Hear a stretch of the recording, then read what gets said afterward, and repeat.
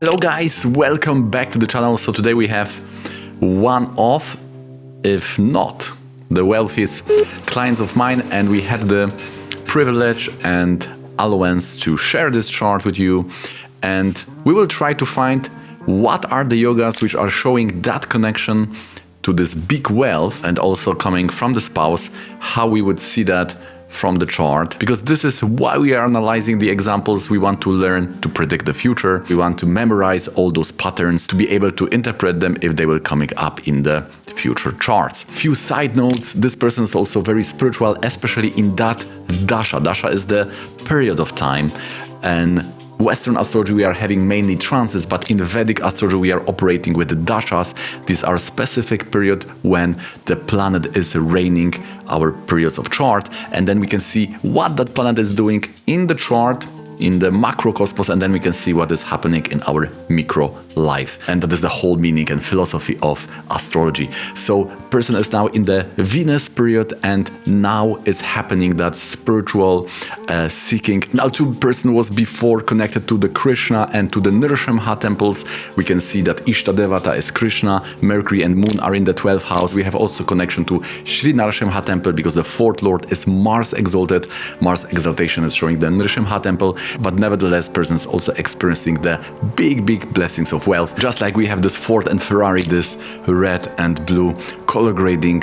In this example also we are having this spiritual type of the person, and also this focus on the wealth or the blessing is also there. So the natural intuitive approach to wealth will be seeing the 2nd and 11th, because these are the main houses according to Vedic texts. And if you also see what's going on this academical scene called the YouTube, you will see that the people are mainly taking the 2nd and 11th. Some are taking the Venus, some are taking the 5th house, some are taking the 10th house.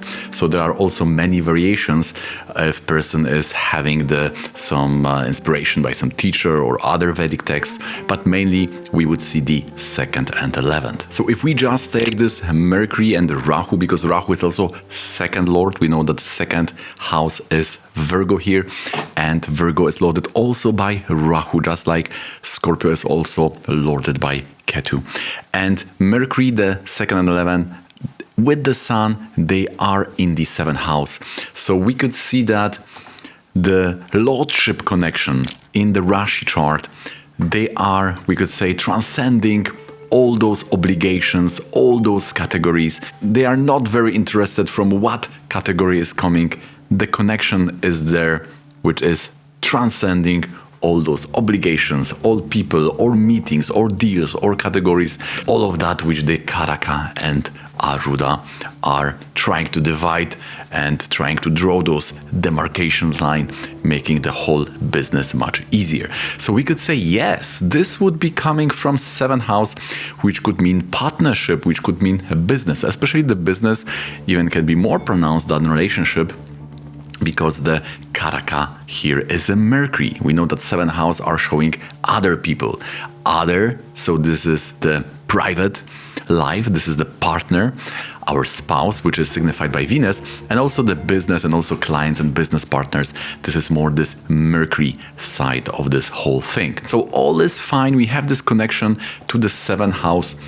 Even if Venus is not directly there, at least on the first glance, we could say, yes, there is some connection to the partnership. The only problem which is coming from here is that this is 7th from Mula Trikona Leo and 6th from Mercury Mula Trikona Virgo. So these planets are in enemy sign, inimical, and therefore usually inimical signs are the worst. They are showing the meager wealth. So the wealth is there, but it's not much. And already we know that this is quite opposite, because there is a huge blessings of wealth here. So if you would go to such astrologer who is using mainly the 2nd and 11th, we would get some information that mainly it could be from the business. There could be some partnership, but it's more going in that direction of business. And the wealth is there, but it's not much. It's nothing huge, right? From the yoga, we are not having anything extraordinary. Okay, guys, if you like this video so far, it means the world to me if you hit that thumbs up and also subscribe with the bell notification on. You can also join our Discord community, which you can find the link below. And now let's go back to this video. If you are a little bit more advanced, you know that we have to investigate a bit different points to be sure and to get that information about the level or how much or intensity of what's going on. So in the recent lecture of my Guru G.V. Larson, he was saying that the Karaka is showing the blessings which are coming down. So the Karaka definitely is very important. I also am giving that allegory that the lords are like wires. These are circumstances. We cannot clap only with one hand. So this is our desires and also the wires created by other people, also by circumstances, but the essence and the substance, what's going on. So the quality, what's going on, which gasoline or which substance, which oil is within that pipelines of lordship, this we could say is a Karaka. So yes, we could combine these both allegories.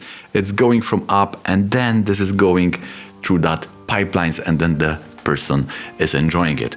But where is that first hole through which that substance, that fuel, that gasoline is coming into that pipeline? And for wealth mothers, that would be fourth from the sun. So here we have sun in the 7th house, and fourth from the sun would be the Venus. Now we need to investigate how this planet is strong, what are the yogas in the Rashi and in the Navamsha. So now everything is making sense. Now we are coming back home.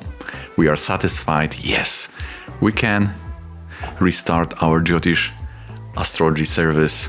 We can again depend on what's there. We can depend on that relation micro macro, right? Venus is the lord of fourth from sun, and it's exalted. And it's exalted in Rashi and in the Navamsha, so it cannot be stronger. Even it has this Mundrishti, Graha and Rasi, which is making it even more stronger. So now it's totally up to the limits. And the Parivartana with Jupiter, 10th house, which is showing this Artha Ayana, this blessing of the wealth. And because it's Venus and Jupiter, we have now confirmation, yes, the wealth is coming from the spouse. It could be with the spouse, it could be created by the spouse, it could be inspired by the spouse. To distinguish between those scenarios, we have already learned in one of the recent videos how to see if you will work with the family or the spouse. So you can check also that if the yoga is there. And now the second rule, because the wealth is really something you need to touch. It's really something tangible. It's not abstract, it's not symbolical, so it has to be also present on the level of the Aruda.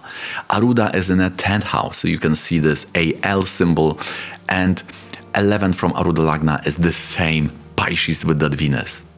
And our question is, do we have exalted planets? Do we have debilitation? Do we have Atma Karaka? Yes, we have Vargotam, so in the Rashi and in the Navamsha exaltation, and this is Atma Karaka.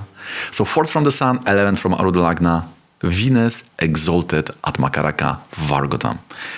I mean, aspected by the Moon and 10th house Parivartana.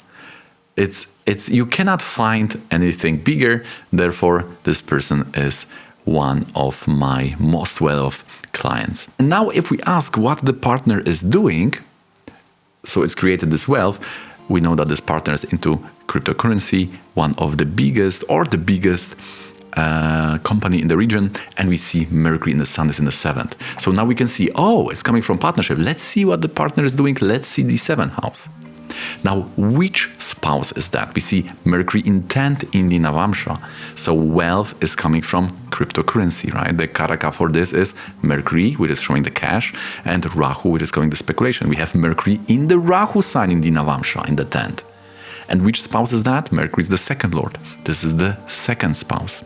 And which Dasha, which timing system we would use for this chart?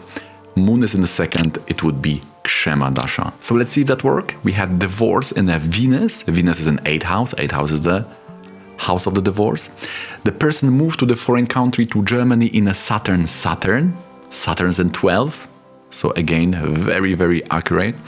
The marriage was in Rahu Dasha, and Rahu is the 7th lord. So again, you can see how it is much easier if we are using the methods of the tradition. Instead of 2nd and 11th, we took the 4th from Sun and 11th from Aruda Lagna, and instead of Moon Vimshotri, we were taking the Kshema Vimshotri Dasha. Without those tools, we could commit big mistakes. We could miss the point, the predictions. There will be something close, right? Because these elements will tell about the part of person's life, but it will be something a little bit different.